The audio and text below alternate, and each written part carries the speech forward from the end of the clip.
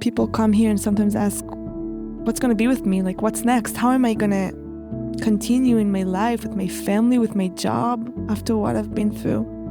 But again, the music does the job, the energy. They go into their personal inner world, and no one can take that from you.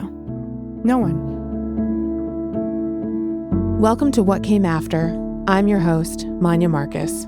On What Came After, we'll take a look at the many ways people's lives have changed since the brutal massacre in Israel on October 7th, 2023. We'll be speaking to people around the world to learn how this profound moment in Jewish and global history continues to shift, shape, and change them. To learn more, please visit us at whatcameafter.com. Last December, I spent nearly 10 hours at Einot Bar, otherwise known as Ripples of Healing, which many of you may have learned about through various interviews on this show. It's a trauma clinic in the Negev, and while I was there, I met a young woman named Ellah Gotman. She was spending her day leading 30 first responders from October 7th through sound healing therapy. She had a peaceful, grounding, almost ethereal quality that she weaves beautifully into her work with Israelis who are experiencing trauma. After our conversation, I walked the grounds of Einot Bar. I did my best with my audio equipment to bring you along. I think you'll agree this is a very powerful place. Hello. Hello. It is November 26th, 2025, and I am here with Ellah at Einot Bar. Ellah, I would love it if you could tell us what it is that you do here. Yeah, sure. So I'm very happy to meet you and to be here in Einot Bar. I come here once a week. I'm a social worker. In my day-to-day, I meet groups in sound healing baths. So I noticed the sound healing 2 years ago, changed my life.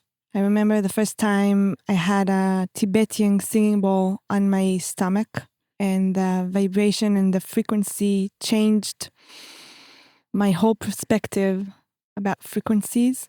I studied in Thailand with a teacher that I did not know that she's going to be my teacher, but I studied there during my journey in Thailand.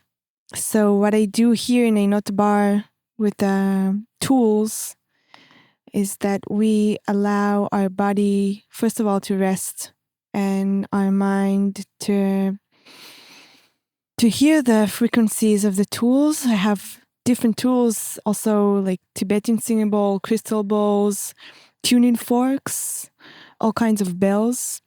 Through the frequencies, we can really see ourselves in different ways. I think that people today realize that sometimes after horrible situations, it's pretty hard to talk. And something about music, certain frequencies, they can go deep inside you and like peel all kinds of layers. And in the last year, since I started to come to Einot Bar, I see how people come in the beginning and how they feel at the end of the session.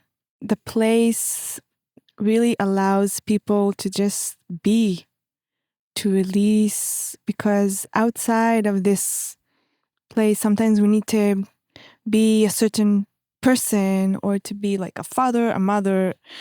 And here, something in the vibe of the place and the people can allow you to meet yourself, to peel off those layers. People here go through a very, very deep journey. There's something that I want to point out about you. Two things. The first thing, I think you're young. Do you mind sharing how old you are? Yeah, so I'm 30. 30. In March. I was a commander in the Air Force myself for 6 years. Yeah. Wow. I was not expecting that. Yeah. You look a little younger than that. Mm-hmm. That's very interesting because I was going to ask you a combination of the fact that you seem very peaceful. Peace seems like an orientation of yours. The sound baths, the different modalities that you use, the studying in Thailand. Yeah. And I wanted to sort of juxtapose, compare the peace that you value with the things that the people you work with have gone through.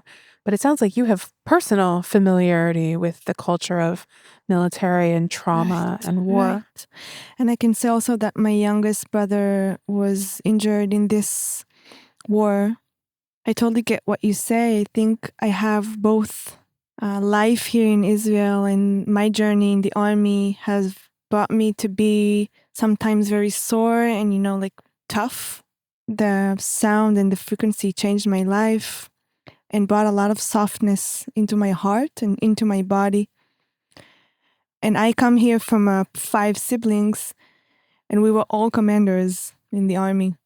And 2 of my brothers were injured in the wars in 2014 and now. And I see people here, and I really feel what they're going through from a personal story. The toughness that you talked about, I can see it in the beginning of the session, or even in the first meeting here out of 8 in Shavim, in Einot Bar, in this program. And you can see the softness. We're all made of softness. We came here babies, soft, gentle, and all the layers that came into our lives that we had to, especially in Israel, especially from October 7th, we're just peeling them here gently in their own way. I mean, we're welcoming them to peel, but each person does it differently. I can see what the sound, how it affects their bodies and helps them to remember that they have this space in them. I think it's just so difficult for me coming from America, where the army is not mandatory. It's not a choice that many of my peers have made. And to see you and to think of you as a type, you know what I mean?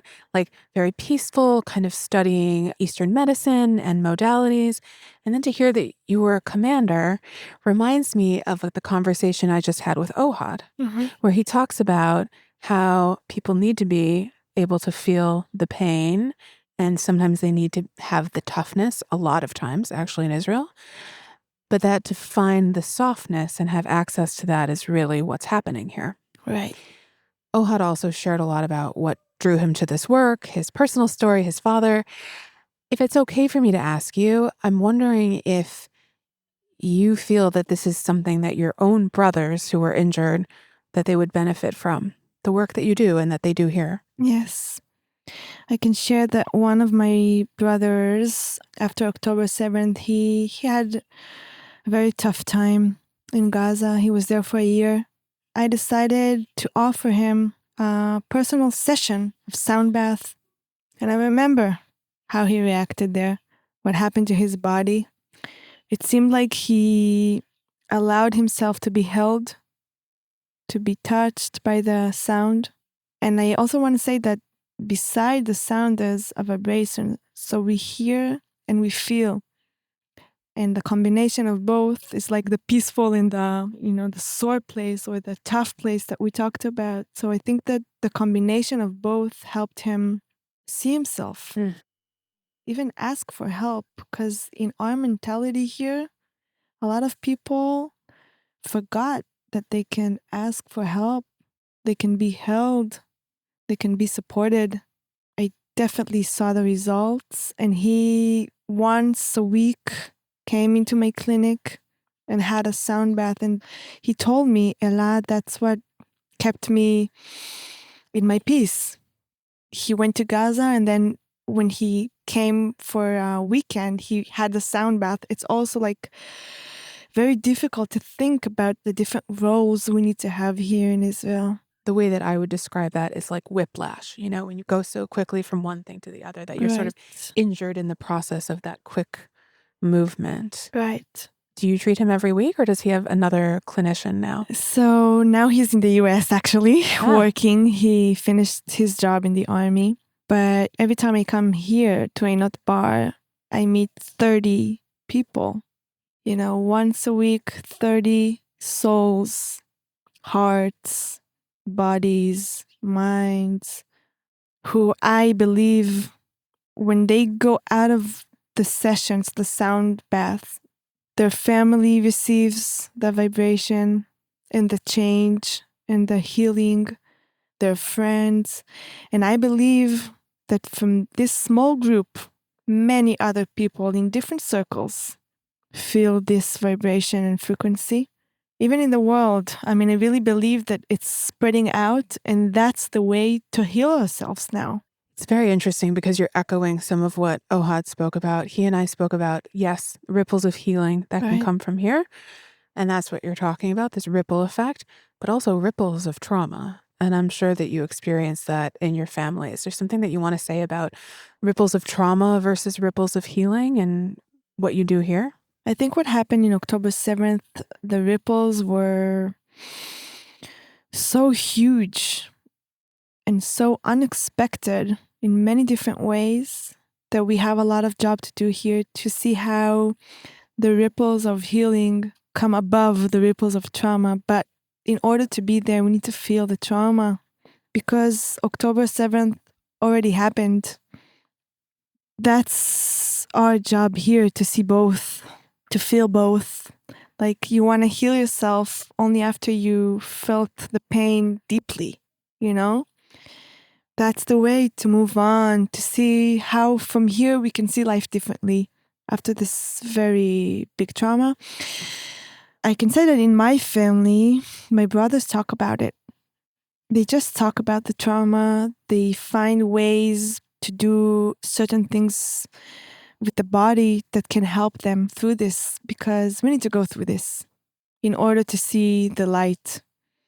The light is very quickly starting to come in, because I thought it would take years to see those little sparkles of lights and, I think, hope and peace.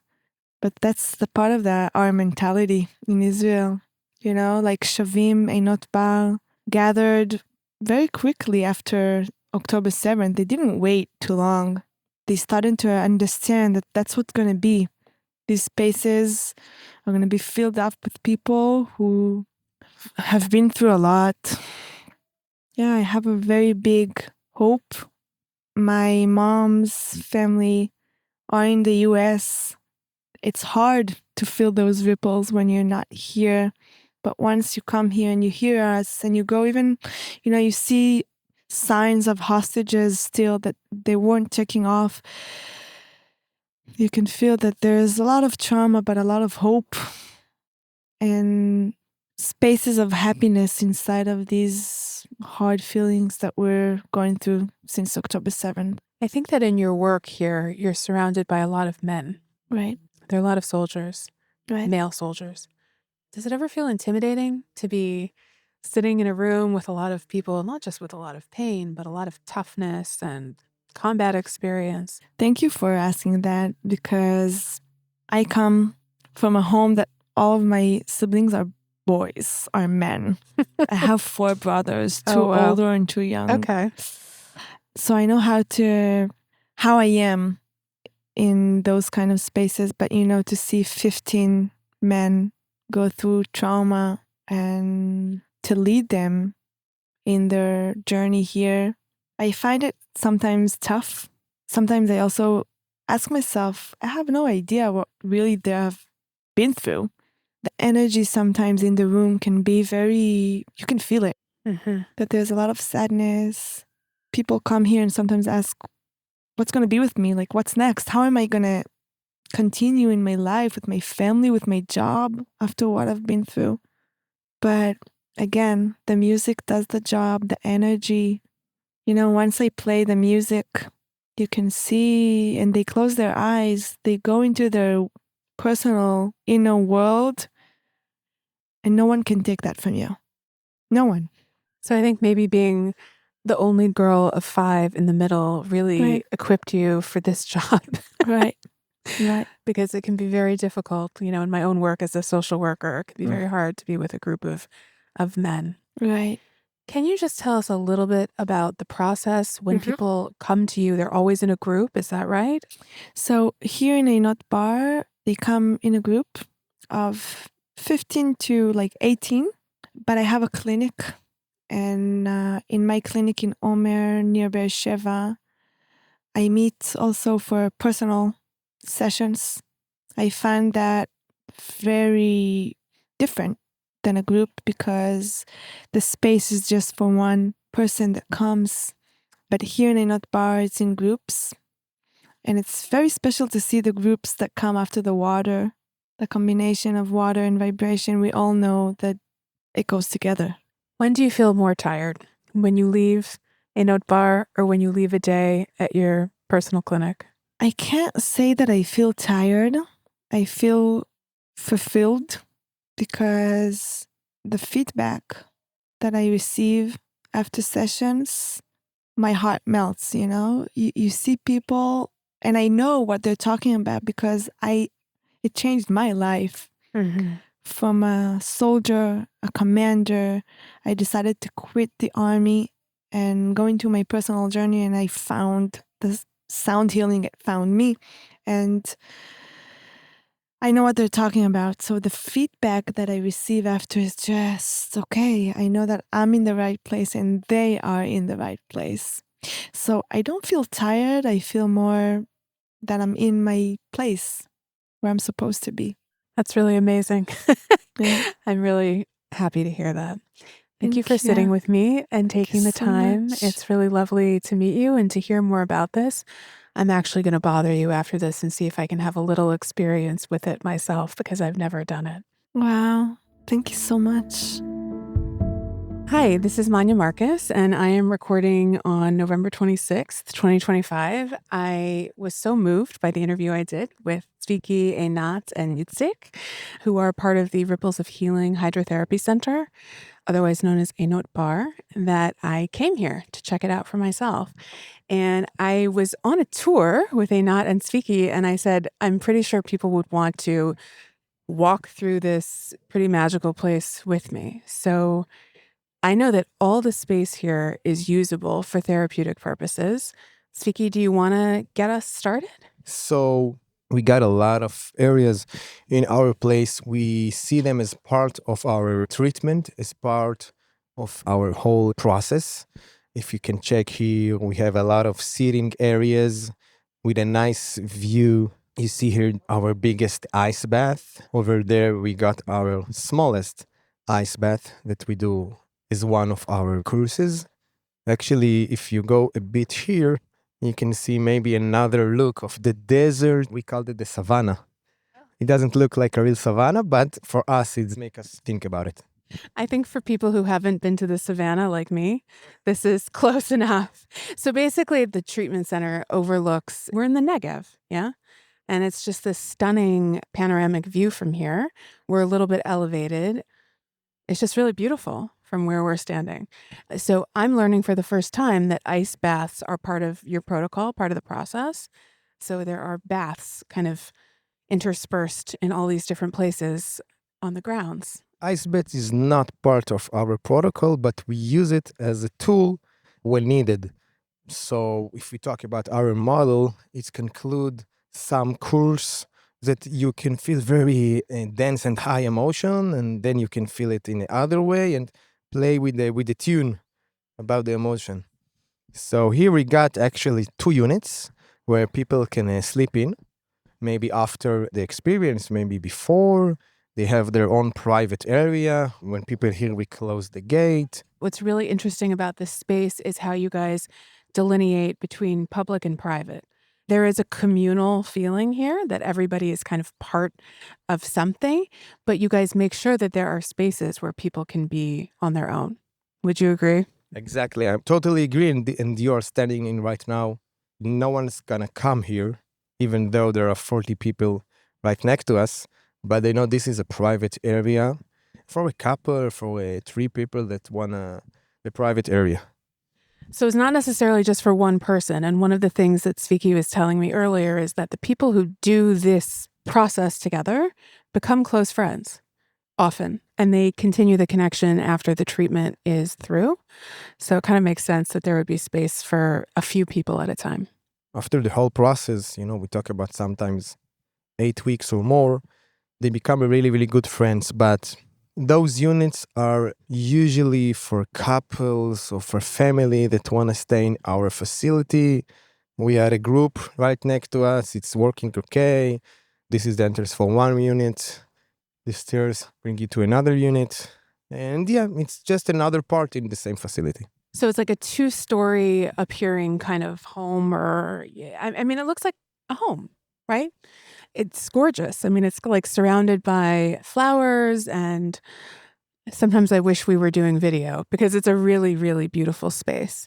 There is a barrier, like a concrete barrier that specifically defines the grounds of Einot Bar.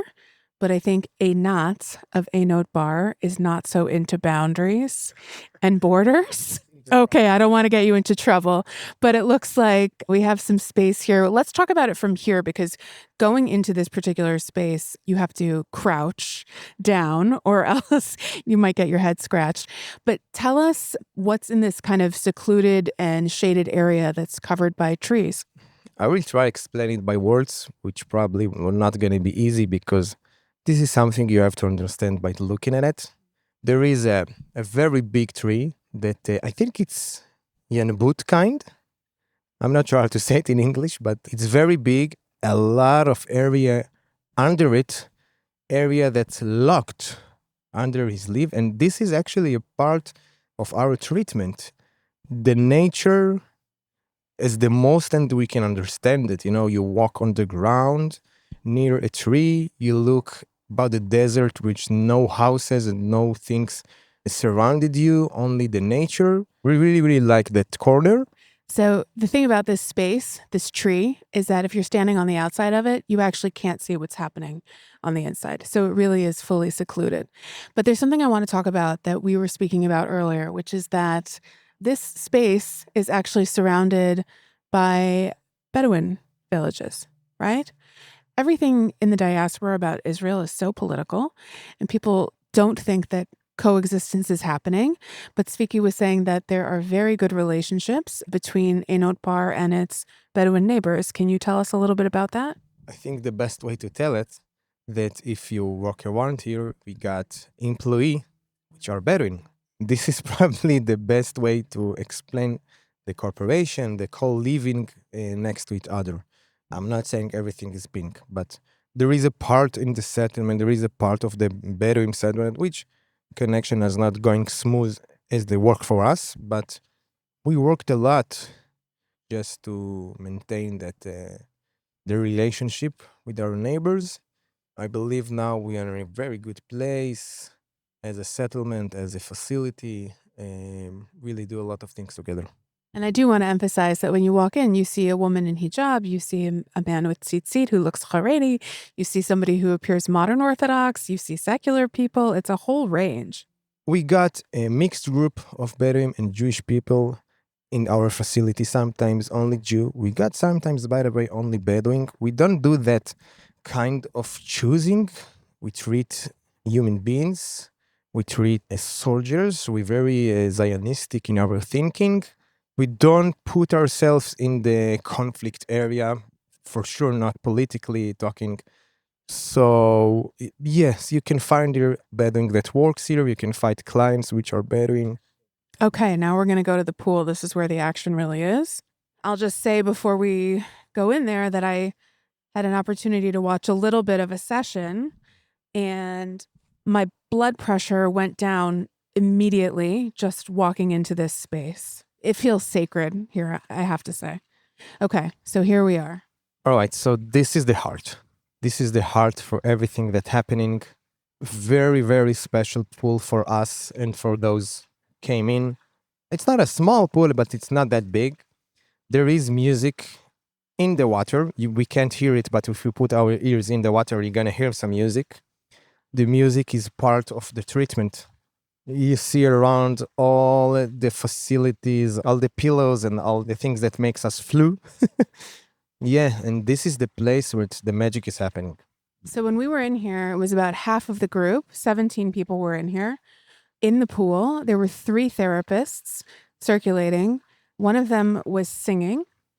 I felt a little strange watching this process because it feels, as I said, sacred and very personal. But so far, it seems like people are happy to have someone be here and document what's going on here, because I think it's really important for people to know that healing is possible, and also hopefully other places can do this.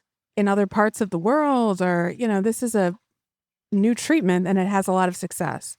We do believe that we created a unique way to process. I can't put names to it. We called it the language of the water. The things that we do here in the water and out of the water, it's something that invented for the 7th of October, actually, when we can't really treat one people at a time because there are too many post-trauma cases that we need to deal right now. So it became something unique that we just fall into. Yeah, it is unique. I'm not sure it's happening in other places, but I'm not really sure. Maybe check. I don't think it is, but I'm saying I hope that it can. I hope, there's like a German university who's studying this. I don't think anyone else is doing this. We're doing a lot of work about bring our treatment and our belief to more places in Israel and more places in the world, by the way. We're doing the best we can. Right now, I think the focus is heal Israel, but for sure, post-trauma, it's all over the world. If we have a unique tool to deal with it, we would more than happy to share the knowledge. I don't know if I told you this, but my husband is a veteran. He was in Afghanistan for 18 months. And one of the things about coming back from war is that the hospitals that are for veterans and the treatment programs in America, there's too much need and not enough space, right? I think you are facing a similar issue. But I'm looking at this and I'm thinking, wow, if the VA had something like this, I think a lot of people would really benefit. You're seeing now this small pool. This small pool treated almost 40,000 soldiers and civilians since the 7th of October. If you do the math, it's around 250 people a day. Maybe less right now, but it's a lot of people since the 7th of October. Every and each one of them came into the pool, which is our heart. It's not our only tool, but I would say it's our primary tool. This is the place when I got healed. When I see this pool, I see my memories. I see how I got treated in that pool. Even just standing near to it makes me feel better. Okay, let's try to walk around the pool without dropping the microphone in the pool because it is small, 40 square meters. Tzviki is saying that at its deepest point, it's 1.5 meters, so people can stand here. We're walking out.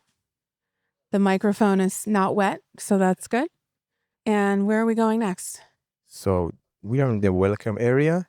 When people come here, the first thing that they see, it's the welcome, it's the coffee, it's the tea, it's the sofas, just let them feel as home, as comfortable as they can get. And if we go that way, we can see our beautiful crew are very busy right now, but we're going to say hello. Hello, everyone. All right, so this is the management of all the place, all the phone calls, all the invitation, all the people who need care, this is the administrative part of our place. This is maybe the only part who doesn't include a therapist in, just behind all the scene. This is our accountant office. She's my mom, but she's not here right now. As you can see, it's like a home. You see a bed, we change his purpose to a computer and stuff, but this is a room when people used to sleep. This is a parking. You're standing right now in a parking, but we don't really see that place as a parking because we really want the people who just came into the place not gonna see parking cars, and we want them to see, all right, another place to sit, all right, another place to have cigarettes. So this is interesting. We got 40 people right here, and it's not that big of a place, but if every one of each of them wants some privacy, he might gonna find it because we got many areas of sitting all over the place. It's one of the things that's important to us. You said that there are about 40 people here, and it's not such a big space. It doesn't feel that crowded. So there are what we say is nooks and crannies, like little spaces where people can be. And I think that's very intentional. First of all, we got, I don't know if you can hear that, but the bell just called them in. There is two very big places that the most people can be in. One is the swimming pool that you saw. The second one is the We got three actually. Is the Khan, and the third one is the living room. But if we're here already, this is our clinic. When a private session needs to be a deal, it can be one-on-one treatment. So this is essentially where one-on-one counseling and debriefing, processing can happen in this space. This is Bar. Hello, Bar. You want to explain what you do in English? Yes. I'll try. So I work with all of the groups and organizations that wants to come here. I'm not a therapist. I'm like a producer. I work behind the scene. Did you work here before the 7th of October? No, I'm working here like 9 months, something like that. You were telling me a little bit about how busy, feels like an understatement, things were at the beginning of the war, but you came later. What has it been like for you to sort of come in after the full chaos and now try to make this more streamlined and organized? How has that been, and what drew you to this work? When I came in, there was a chaos, a little bit more organized, but I still felt like I'm going inside something that I don't know how to approach. My job is to make everyone calm and, that they can do their jobs the best they can. I'm here for everyone, the groups and the therapists, and I'm like the therapist. That's a very special role. So you and Einot were in here earlier. You guys gave me a gift, which was very nice. Let's talk about the name. Tell us who the photographer is, and let's talk about the name of the book for a second. The book called On the Seventh Day.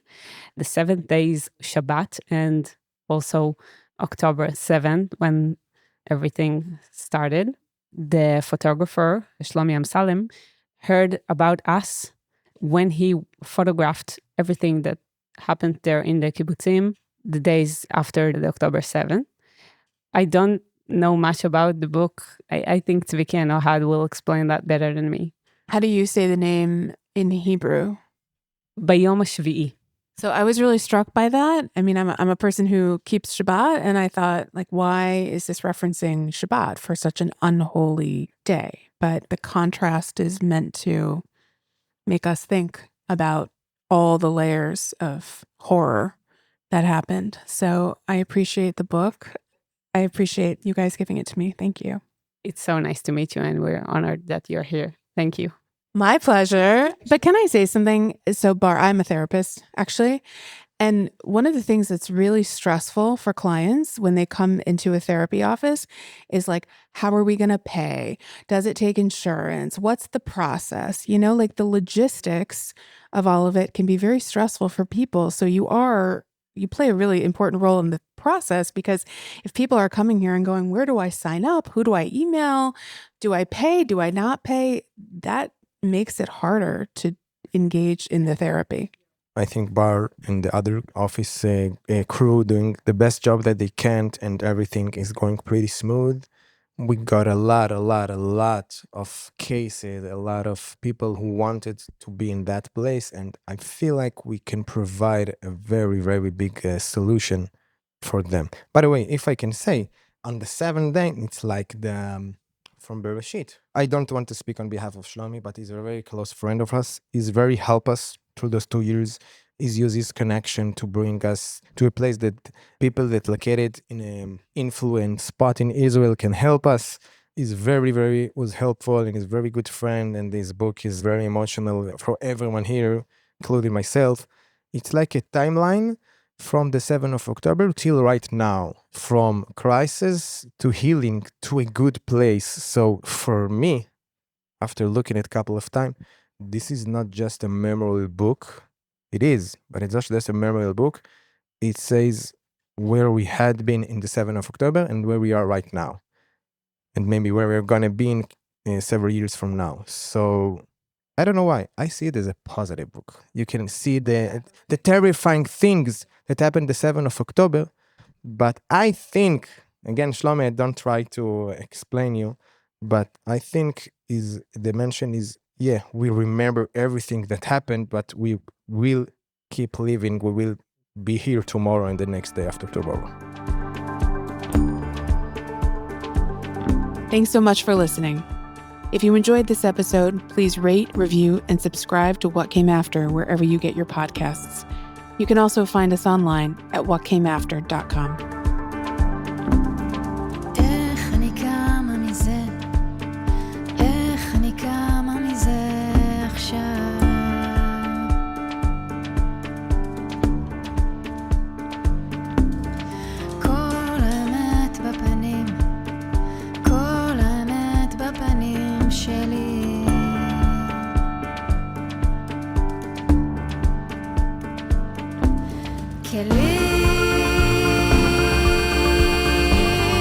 זה כל מה שאני מבקשת.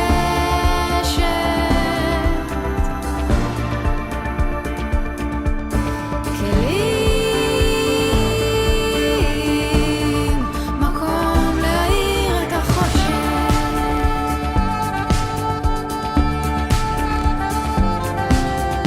איך אני שרה מזה, איך אני שרה מזה עכשיו.